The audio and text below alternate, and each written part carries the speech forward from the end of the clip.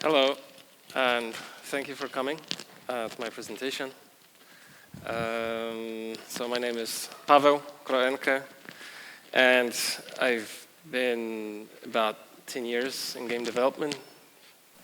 So, yes, 10 years, and still not getting PowerPoint right. And in my time, I've been a game designer. I did a little bit of production. Then I switched to narrative design. And that's what I'm doing currently, as I'm lead narrative designer at Arkane Lyon. And some of the projects I worked on include Hard West and its DLC, Scars of Freedom, Phantom Doctrine. Both of those games were actually turn-based tacticals, but they had a narrative component to them. And most recently, I've worked on Deathloop, which is a shooter in a time loop from Arkane. And today, I would like to show you some narrative design in practice. So you may have heard that narrative design is really game design, even though it's a lot cooler and more exciting. And but the same rules apply. So we're designing to realize our goals, which are most often trying to get a certain reaction from the player or elicit a certain behavior, or we're designing stuff to overcome challenges. Most frequently, those challenges stem from production limitations. So today I'm going to show you three pitches for three projects. They're all made-up projects. There will be one AAA game. There will be one mid-sized game with a comfy budget. I believe they maybe called like AA games or double I games. And we're also going to look at an indie game on a pretty small budget. And for each project, I'm going to present the pitch, obviously, and I'm going to break down the challenges that this project offers, and then I'm going to break down the big points of the narrative design for each of those projects. And then, hopefully, we'll have some time for questions. So a couple of disclaimers before we begin. Everything you see here is not the one correct way to do things. It's just an illustration of a thought process. There is not like one good way of doing this. This is the whole point of this talk.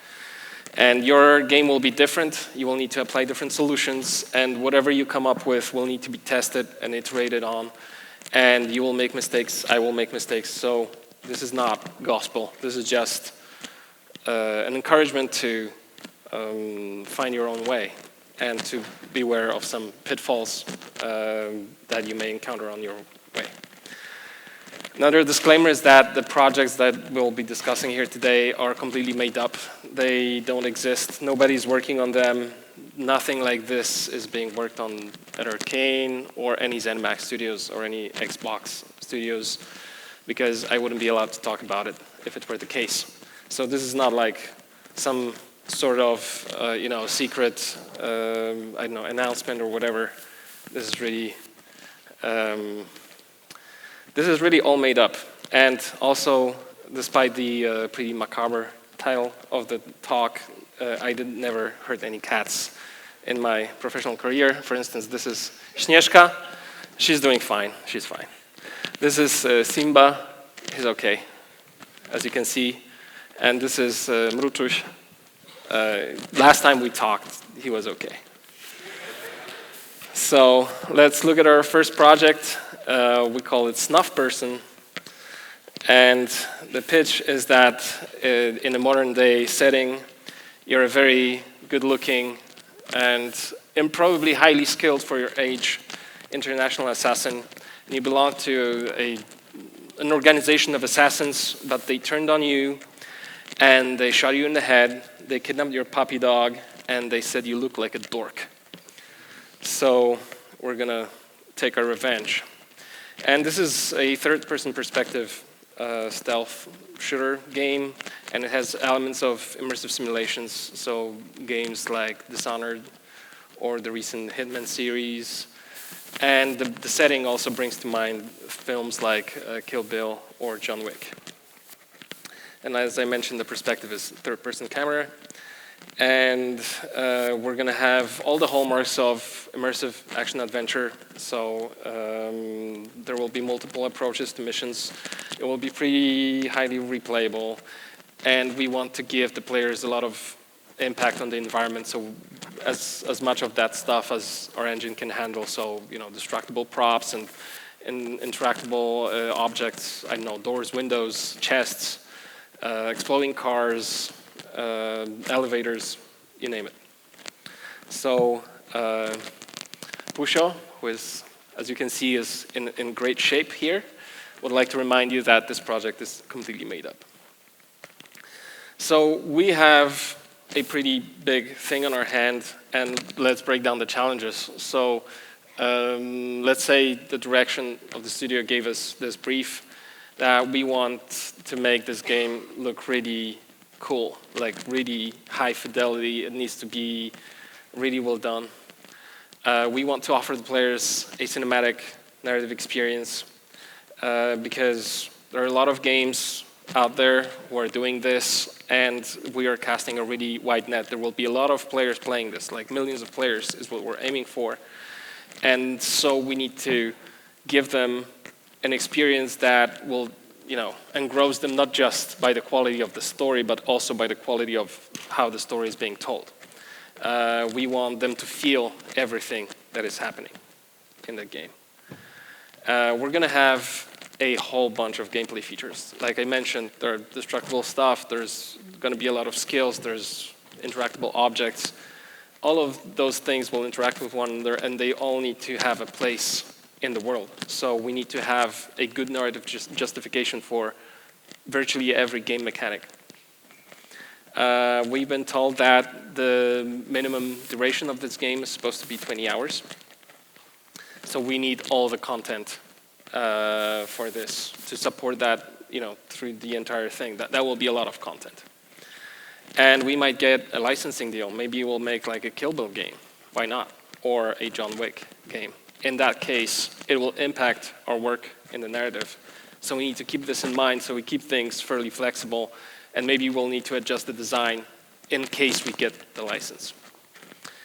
And because we're a AAA studio, we're going to have a very high-profile global release. So there's going to be millions of players all over the world playing this, and we need to ensure that the game is accessible to as many players as possible, and that this game is also respectful of their cultures. So here's how I would approach such a task.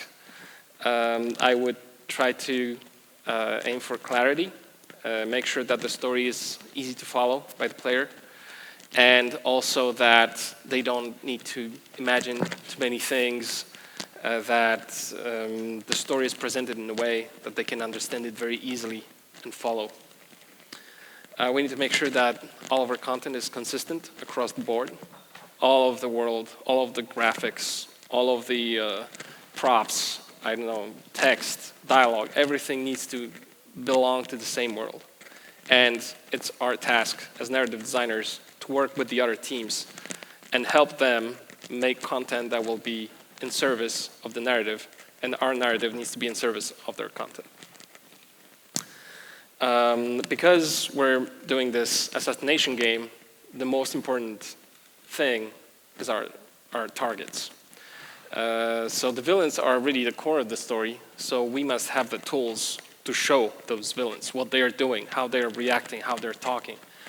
Because we need to build up in the player, give the player the reasons to kill them and not feel sorry for killing them. And as the other side of that coin, we need to also present to the player their own character. And we need to make sure that players like that character and that they want to continue playing with that character. And last but not least, we have this global readiness. So as I mentioned, we're releasing this to a very wide market, and we need to prepare for this. This has a lot of implications, and we'll talk about it a little bit. So if I were to apply some solutions, we need clarity. So we need a lot of bang for our buck, because we're going to spend a lot of money on like big attention-grabbing features, so we can have a very clear presentation to the player. For instance, we might use animated cutscenes. Those things are super expensive because you have like motion capture and voiceover, and you need to log this down early. There's like a lot of animation involved, a lot of art involved, voice recording, stuff like that. So we will use those expensive features to tell the most important bits of the story, because if we have those cutscenes, they can take up the entire screen. The player doesn't do anything else. The only thing they can do basically is experience the story. So we're going to use those where they count the most. But cutscenes are, they can be done well or not so well. And they usually mean that you take control away from the player. And for instance, at Arkane, this is a big commitment. We only try to do this when this is absolutely necessary. Because players like to play their games. They're not playing your game to watch a movie. They're playing your game to play the game. So you want to keep them playing for as long as they can. And we don't want to cheat the players out of gameplay. If we want to show something in a cutscene that the player can normally do in the game, like shoot a pistol, for instance, we should probably not do this. Because why are you... Maybe the player would do it in a cooler way in gameplay, or if the player character is doing it in a cooler way in a cutscene, that's even worse. So you don't want to show the player character doing stuff that they can do in gameplay. But you can probably use those for things that they would not do in gameplay. So for instance, in our game, that might be conversations with other NPCs. It's not something that you would probably do as a game mechanic. So it's usually okay to show it in an animated cutscene. And of course, we need to be aware of the loot and narrative distance. There can be a lot of disconnect if, for instance, the player character is facing a challenge that they could overcome with a gameplay mechanic, and they're not doing it in a story moment, then that creates a disconnect, and that feels bad. But of course, we don't want to show the player character doing player verbs in a cutscene, so your best option is usually to not design such a scene in a way that you would need such a challenge. If, for instance, you have a door and the player can blow up the door with a grenade, and then in a cutscene your character is struggling with a locked door, then why did you even put that door there in the first place? Think of something else. You have options. And of course, we should respect their time. We should not probably show them 20-minute cutscenes unless we're making a Metal Gear game or something. And there will be other narrative information that we want to show them, like what they're supposed to do in a mission. What is the context of that mission? Maybe some additional exposition for the player character or the villains. And those are things that you should probably leave for different tools, because all of those expensive attention-grabbing features, you will need to log them down earlier than the game is really finished. Then you have earlier even then you have a good idea of what the mission is going to be about exactly and how the gameplay mechanics will work. So we need some cheaper tools for later in production where you can still change stuff and tell the player, for instance, okay, in this mission you need to do this and that. If you do this in a cutscene, then maybe you will need to change that cutscene, or you will force the level designers to not change their mission into a better one. So you should have something that you can iterate on until late in production, in addition to those big attention-grabbing features. Make sure that your content is as clear as it can be. Yeah. So next point is consistency. As I mentioned, gameplay features must make sense in the narrative. And the player verbs are the core of the experience. The player is going to do the player verbs. So I don't know, running, kicking, climbing, maybe shooting, assassinating people, stuff like that. So you need to design characters and story moments and everything around those player verbs. So you can illustrate that in the gameplay, and you can, make the connection between the story and what the player is doing. So usually we create narrative wrappers, and we can do it, for instance, if we have a skill tree and the skill tree is empty, but our character is supposed to be super well trained, why is the skill tree empty? That doesn't make any sense. Unless you make it make sense. Like, for instance, in God of War, Kratos is basically has been retired for a bunch of time, so he needs to kind of catch up on his dormant powers. And maybe our character in this game, maybe they've been in a coma, like in Kill Bill, you know. So they need to remind themselves, how do they acquire gear? How do they, happen to have access to pistols if they travel internationally? How do they get through airport checkpoints? Those are all things that you can use to make your story more interesting and also make your gameplay more grounded in that story. So if you can find explanations, you can build scenes around that, if you can build narrative moments of some sort, maybe sometimes it's enough just to provide a little hint or make a mention in passing and it's completely fine. But you need to remember about those things. And of course, for consistency, we need some consistency in narration. So we would probably decide on the type of narration to make sure that the player and the player character are in sync, that the player is not learning information faster than the player character is, or vice versa, because that will hamper your clarity. And so we should decide whether we want flashbacks or whether we want maybe some different means of, like break up the timeline or something, and we'll need to stick to it. So I mentioned about the villains, and it's all about the power fantasy of that game. So if you are making a game about assassinating people, the fantasy is that you have the power over their life or death. And they say that, the story is only as good as its villains. So we need to make sure that our villains are showcased properly. So we need to have tools that we can use to show the villains. Maybe we have those, big speakers where the villains are broadcasting some of their message to their minions or something. You can overhear that while you're playing the mission, and it will provide some information about those characters. Maybe we can hack their phones and listen to their conversations, and therefore we can play some dialogue and hear, what the villains are telling their minions to do and how they're talking. But we can have flashbacks or flash forwards or flash sideways where we are showing what the villain is doing at the same time as the player is advancing through the level.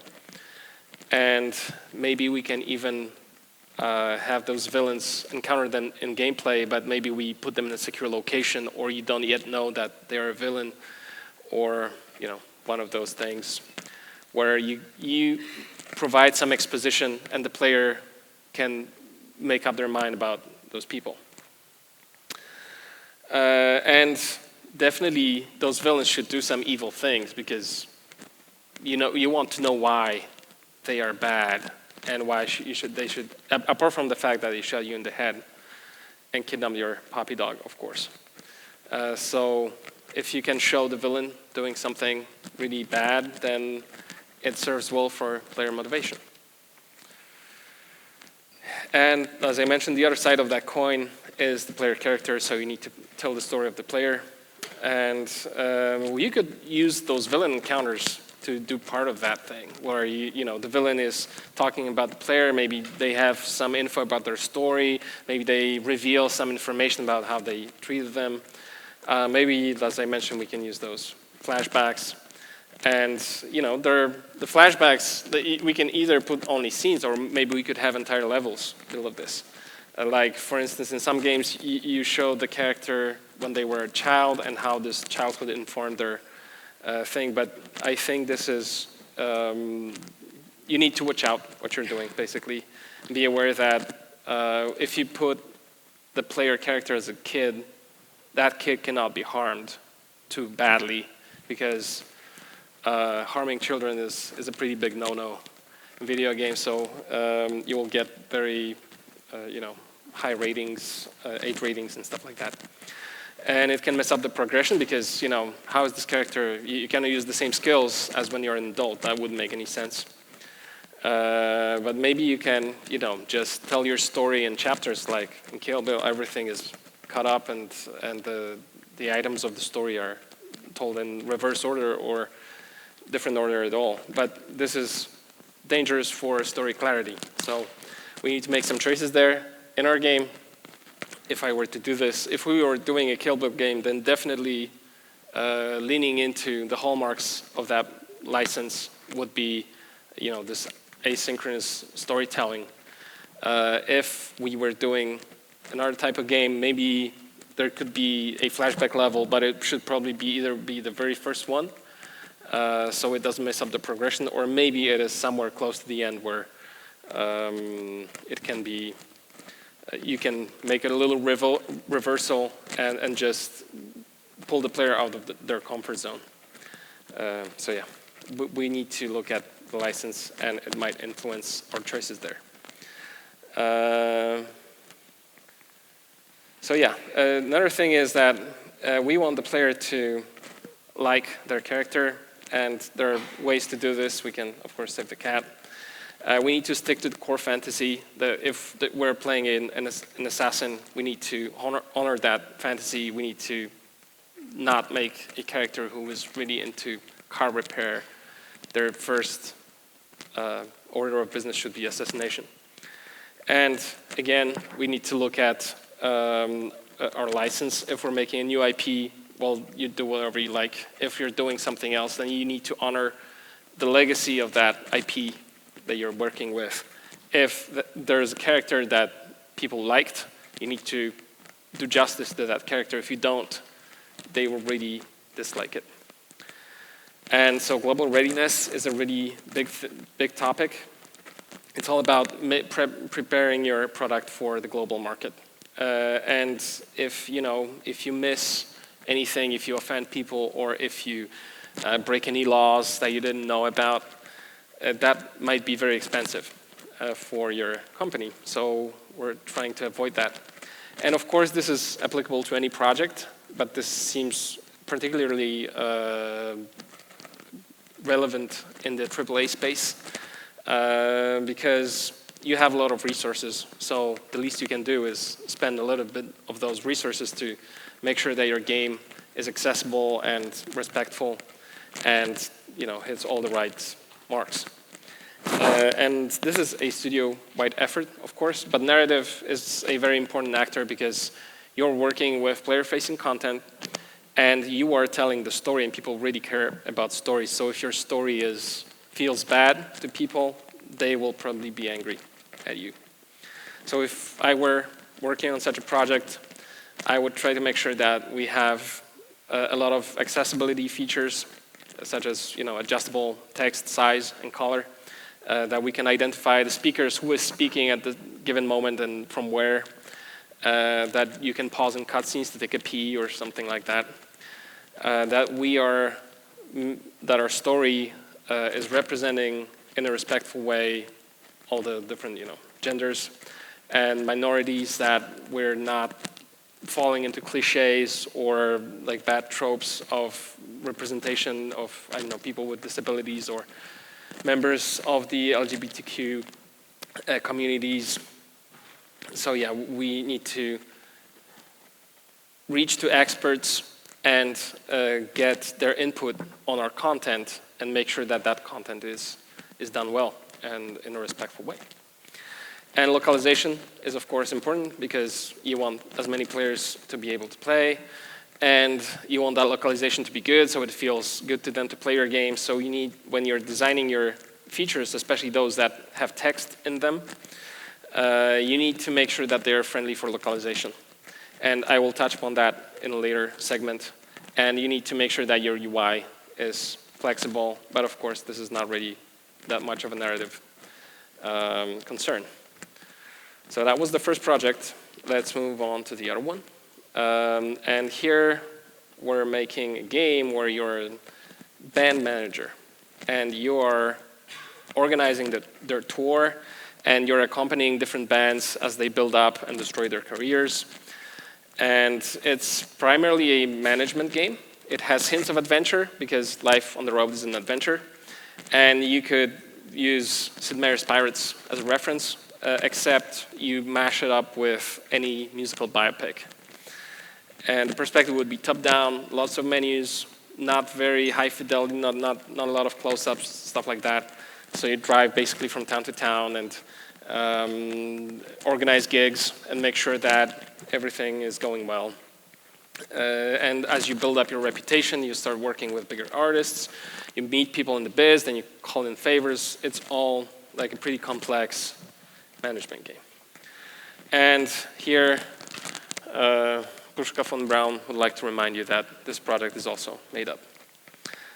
So the big feature, the big selling point of this game is that it's very systemic, it's very free-form, and it has an emergent player story. We're not giving the player the story. Whatever the player does builds up their story, and the story happens in the mind.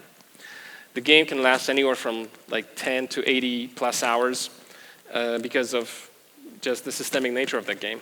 So it's also very highly replayable, because if you do things differently, then you will get different outcomes. And we only have a pretty limited VO budget compared to the AAA project, and we also cannot afford to just write as much as we want. We need to respect the word count. So the way I would do this, it's a different project, so the narrative has a different role. It's no longer like a pillar of the project. It's a thing that makes the project more shiny and more approachable, but it's not the main focus.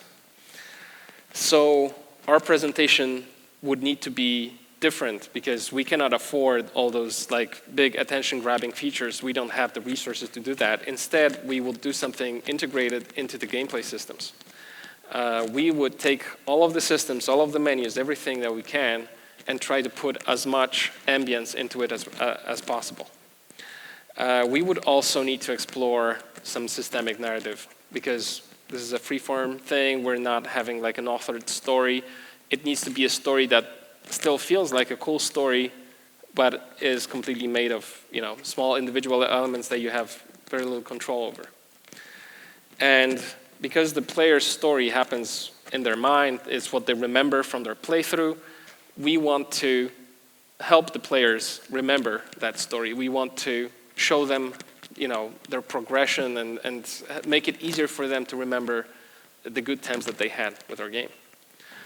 So for the integrated presentation, we would basically need to make place for some good writing everywhere where we can. Like all the menu screens, just ask your UI designers to leave you some space, and if you hover over stuff, you will get some cool descriptions. Maybe you have like interesting menu buttons or something like that. There would be events that happen during the game that tell you, your band encountered this or that. And you could put some in-character writing there as well to kind of build the ambience of that thing. Maybe after your band has had a concert, there's like a little snippet in the newspaper which tells about, well, how well that concert went. And it's, of course, dependent on what the player decided, or the choices that they've made. We also have this setting and this core fantasy that it's all turning around music. So we should try to leverage that. Maybe instead of recording some voiceover, we could use that budget to record some music. We could maybe just license the music of some local bands, or if you have people in the studio who play instruments, maybe they could try to record something. It doesn't even have to be good, because if you're a manager of like young bands that are only starting their careers, then maybe you can use that music that is not perfect, the latest rock record or whatever, pop, smash, hit, and it would be a cool experience. And of course you can collaborate with the artists to add some story relevant stuff into their graphics, to pay off some choices, maybe, or to add foreshadowing for later encounters. This is a great way to make things feel integrated into the whole thing, that it's all really everything is oozing ambience. So for systemic narrative, well, let's take as an example this event selection algorithm. We have the events that happen across the game, and we could rig that system to give you events that kind of build up the tension and then release the tension and build it up again, and create dramatic arcs via the game system itself. So for instance, in the events we have, I don't know, the band destroyed all of their equipment. Or maybe they made a deal with the devil. Or maybe their drummer exploded. Or maybe the venue only had one type of cheese. So we have those events, and we grade them by severity, from big successes through minor setbacks to total disasters. And the more popular a band, the greater the challenges, because when you're in a small band, those big dramatic events would probably not happen, so we could shave them off from small bands, but only add them later in the game. And we would shape the algorithm so the player is favored at the beginning so they can build up their career, because the bigger they get, the harder they fall. And that gives us the space to have more dramatic events later on. And we could all shape that with, we could also add some lucky breaks and some unexpected disasters just to keep the players on their toes, not to make it feel too predictable. And always leave the players some way of escaping from this and getting back on their feet again. And by shaping how those events are being selected, and the pools of those events, and the weights and all the different variables that go into that system, we could really create something that feels like a developing story, that stakes that are getting higher and higher, without necessarily making it be authored. So this is the least writerly that you get in your narrative career, and the most game designy, and it feels great. So for the player's story, we need to react to and acknowledge player choices. We need to reveal and underline, if there's something conditional happening, then we need to reveal to the player why this happened. Tell them, oh, because you made that decision 2 hours ago, now this happened. Deal with it.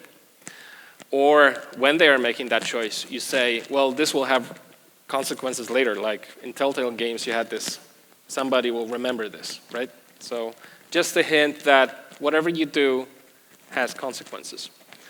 And maybe we could also have those gig summaries that I mentioned before, that are written in character, and maybe we could make that with AI-generated text.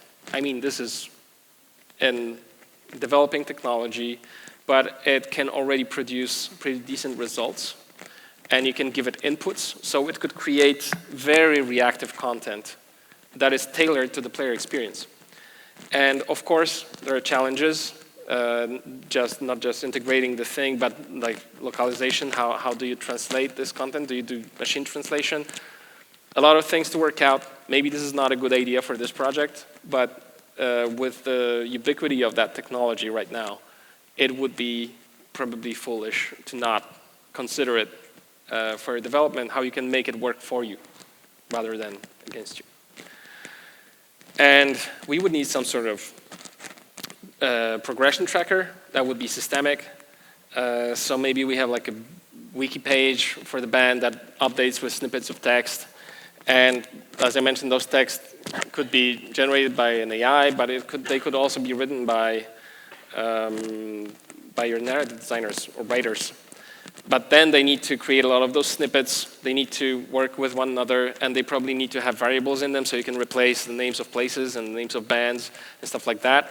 And this is a very tricky thing for localization to handle, unless you make that feature localization friendly. So if you have variables, you need to account that, well, in English, you could replace a variable with a name, and it doesn't matter where that word is in the order of the sentence, it probably works as a grammatical sentence. But in Polish, if you mess up the nominatives and the accusatives and all the different cases, your text is going to look like complete disaster.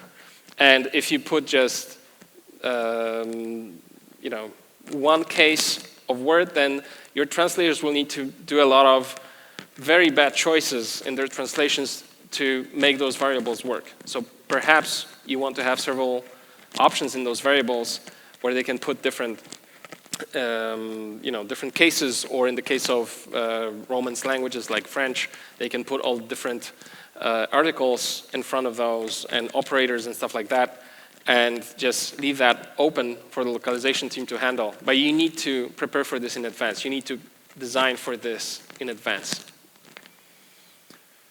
And that was our second project. And our third project is a narrative experience that has a very small budget.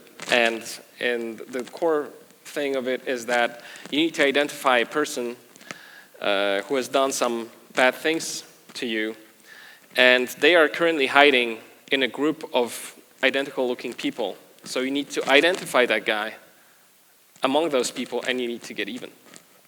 So this would be a walking simulator adventure type of thing. The main reference is a mission in Dishonored that was called Lady Bull's Last Party, where you have 3 identical sisters. They wear the same masks, and you need to identify which one is the one that you need to kill. And a similar thing was done in Deathloop, where you enter a party, everybody's wearing wolf masks, and you need to identify the one guy who you need to kill. But gameplay-wise, it would be more like What Remains of Edith Finch or Tacoma. It would be a first-person perspective thing, and you basically walk around some sort of monastery, some sort of closed-off location to find the person you're looking for, and you explore the environment, you find clues, you identify the guy, and then you set a trap for them. So Behemoth, who is here, feeling great, reminds you that this project is also made up. And it's a very small project, as I mentioned. We don't have a lot of resources. We won't have any game over screens, no fail states. There will be nothing really to give the player like a gameplay challenge that would threaten their continuation of the game. And narrative is therefore the main focus, the main attraction of that game. We don't have any VO budget. We cannot afford any recording sessions. There will be no replayability, so at least that's a silver lining. And the game is very short. It's like 2-3 hours, just long enough to prevent people from refunding it on Steam after they finished. So our approach here would be to keep our design pretty economical. We need to embrace the fact that we're not making this game replayable. We will just focus on the essentials. We will not offer any alternate paths, any choices, no, nothing like that. It will all be just one story. The story is what you're telling here. Another thing is that we have no voiceover, so we need to justify that. It doesn't feel, modern in any way. So in fact, we're going to attract more attention to it, and we're probably going to make it a feature. It's going to be like a big thing in that game. And of course, we need exploration, because exploration is how you reveal the story, how you find clues, how you progress. So we need to make it feel good. The players need to be rewarded if they take the time to explore everything, and they want to feel smart while doing it. So, as I mentioned, we're going to embrace the fact that we're not replaying the game, and that means that your players need to get the story on the first take. When you cannot make things too obscure, too subtle. It needs to be pretty explicit. So maybe you're doing like a subtle thing, but at some point there's going to be a good explanation of what exactly is going on here. And of course, we're focusing on the narrative.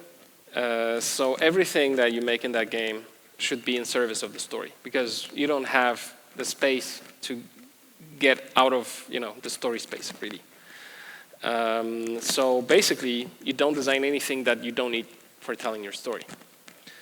And you would probably opt for some fairly cheap solutions, like you can use text. Text is a lot cheaper than voiceover.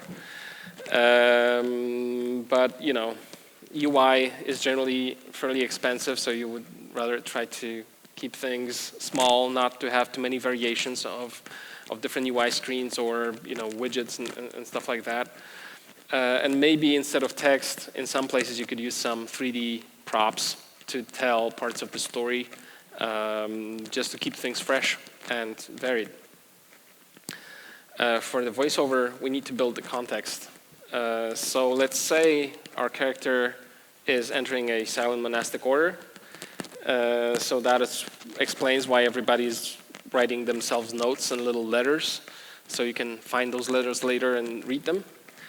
And because nobody is speaking, our hero is also not speaking. But it would, heroes are not the types that follow the rules.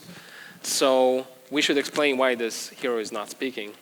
And maybe that hero was, got their tongue cut off by that villain that they're hunting. And thus, we explaining why they're not talking, and also we give them a motivation to chase that guy. So it's two birds with one stone. We make it a big thing. We make it like the central spotlight. So because there is no voiceover, no verbal communication, maybe we can make puzzles that involve non-verbal communication. That could be maybe cool, putting some smoke signals, or maybe, I don't know, tapping a Morse code or something like that. That could all be things that add value to your project while explaining and making, entertaining the fact that you didn't have the money to put any voice in the game. And also we could break the rules here, and maybe the big finale of our game is that you need to make the villain talk. There is this villain who is hiding among the monks, and maybe, if they speak, if that person speaks, then they will be cast out and they will need to face the wolves and all the different dangers that are outside of the monastery. So you can get one line of dialogue on the cheap. You have places like voices.com or, I don't know, Fiverr, where you have voice actors. They will do you very small amounts of content for, I don't know, a couple $100. So that's probably something you can afford. So we could have this one big moment in the finale where you force the villain to say something and they're being cast out. And this is your big moment. And because you're breaking the rules, it makes, it also adds to this thing that nobody has been speaking until now, until that guy spoke. And for exploration, of course, we need to design things that will encourage that exploration. We need white rabbits. We need interesting things that will kind of encourage the player to dig deeper. So maybe there's noise of some sort, or maybe there's like something unusual, some unusual looking prop that it feels out of place, so we want to investigate. Or maybe there's some sort of message being delivered, and you want to follow up on what is this whole thing about. And of course, we need to reward the players, especially those who take the time to do this stuff. So maybe there are some secondary story threads that you can explore, like how did this villain get in that monastery? Somebody had to let him in. So maybe if you explore off the beaten path, you will find out that one of the brothers in that convent is maybe some sort of relative for that person. Or, I don't know, anything else. But, you can make it a cool story that is not necessary for your main story, but it informs that story, so it gives more context, and it also rewards the players who take the time to do stuff. You can also maybe use your 3D props and let the level artists go crazy and create something that is looking really pretty. And you can only find it if you follow up on some clues. And that sheer fact of discovery will be enough of a reward.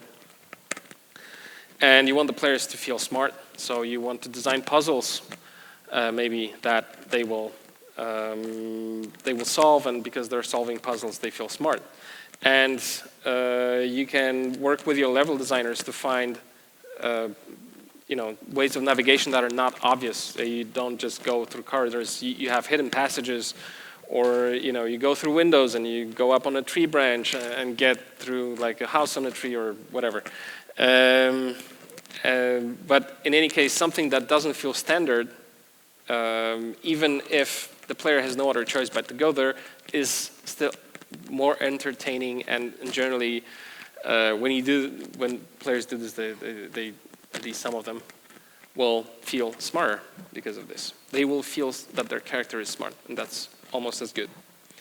And you can, of course, use environmental storytelling, so you don't use necessarily text for something for a piece of story that you tell with just your environment props. And the players who are piecing this together, they feel like they feel more invested because they've discovered that story. They understood what it's all about, so smart. And that's the end of our project, so let's look at some of the things we may have learned from them. In the first project, the fact that you have a big budget usually means that you need to deliver more. There are more expectations. There are things that you need to give to people. There are, certain amount of content that you need to create, and you will discover that your budget is not necessarily that big because you need to spend most of it just doing the things that you have to do. And so, you need to be frugal even with big budgets. A bigger audience usually requires a more direct approach. You cannot be subtle because you're risking that the players will not get your story. You need to, if you're going to create something that appeals to many millions of people, it needs to feel universal, but at the same time, it kind of feel trite, and that it's been done before, so it's a pretty tough balancing act to have. So that's a big challenge on those sorts of projects. On the second project, when you don't have the resources to make, a narrative that is very present in the mind of the player, then you need to be more subtle. You need to put it, maybe little bits of it everywhere around it, just so the player feels like there's a good ambience, that they feel cool moments in that game, but you don't necessarily need to force that story down their throat. And you can make the player work for their story. They can create the story for you. Well, maybe not for you, but they can create the story themselves. And you need to support that creation of the story. You need to create tools for them to make it easier for them to do it. And in this third project, well, basically, on a tiny budget, you need to be very frugal and make very good choices as to what you're doing exactly, and only make the things that you really need, if you can. And the narration in this project is sort of a mix between the other two, because you have those clear narrative moments that would happen in the game, but in between that, you let the player loose, and they explore, and they find little clues, so they piece the story themselves, and they're setting themselves up for a big reveal, or for some sort of reversal, and then you deliver that. So it's a mix of the two approaches in a way. And in more general takeaways, well, narrative design is really game design, so as a reminder, you work for this to elicit certain reactions, to encourage certain behavior. If you need the player to go through a door, make that door big and shiny and flashy, and just don't let them go anywhere else if you really need to make them go through that door. You can work around problems, so if you cannot, use any voiceover, just use it. Use it to make your project more interesting. And remember to be flexible, of course. It's sometimes difficult to understand what are the strengths of your project, what is the potential, what this game does well, and what it doesn't do well. And maybe sometimes letting go of something that you wanted to do, but the project is not really fit for that kind of thing, can be difficult. But it's worth the work. If you have any unique selling points of a project that you can tap into, it usually makes your narrative feel more integrated with that project, more valuable in a way, and smarter. So it's definitely something to follow. And of course, you always need to honor the core fantasy. The fantasy is the most important because this is what the players are signing up for, and you need to deliver that fantasy to them. So that's my time. Do you have any questions?